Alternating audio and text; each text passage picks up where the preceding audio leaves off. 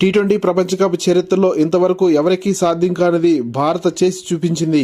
T20 world cup 2026 టోర్నమెంట్లో ప్రత్యర్థిపై అమాంతం చెలరేగుతున్న భారత ఓపెనర్ సంజు శాంసన్ వరుసగా 3 హాఫ్ సెంచరీలతో దుమ్ము రేపాడు. ఫామ్ లో లేని అభిషేక్ శర్మ న్యూజిలాండ్ కు చుక్కలు చూపించాడు. ఇషాన్ కిషన్ కివీస్ బౌలర్స్ ను ఉతికి ఆరేశాడు.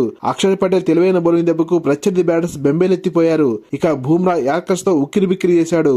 టాస్ ఓడి బ్యాటింగ్ ఆరంభించిన భారత ఓపెనర్స్ కివీస్ పై తమ ఆధిపత్యాన్ని చెలాయిస్తూ సిక్సర్ల వర్షం కురిపించారు. 21 బంతుల్లో 52 పరుగుల సుడిగాలు ఇన్నింగ్స్ ఆడిన అభిషేక్ శర్మ 8వ ఓవర్లో మొదటి వికెట్ లో పెవలిన్ చేరాడు.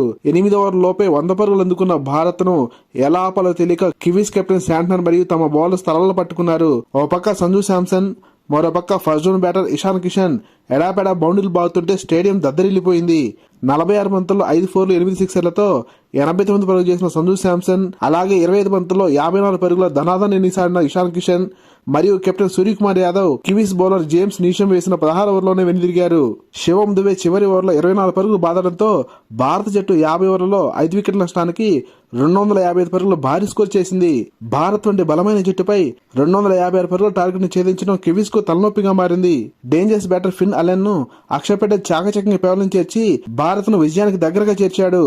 కివీస్ ఓపెనర్ టిమ్ షీఫర్ట్ 52 పరుగులు మరియు కెప్టెన్ శాంట్నర్ 43 పరుగులు తప్ప మిగతా కివీస్ బ్యాటర్స్ అందరూ కూడా బొక్కబార్ల పడ్డారు. సూర్యకుమార్ యాదవ్ తెలివైన కెప్టెన్సీ మరియు 4 వికెట్లు పడగొట్టిన జాస్ప్రీత్ బుమ్రా వైవిధ్యమైన బౌలింగ్ దెబ్బకు కివీస్ జట్టు 19 ఓవర్లలో 159 పరుగులకు ఆల్అౌట్ అయ్యి 96 పరుగుల భారీ తేడాతో ఓటమి పాలైతే 3 ప్రధాన వికెట్లు పడగొట్టిన అక్షర్ పటేల్ కూడా భారత విజయంలో కీలక పాత్ర పోషించాడని చెప్పాలి.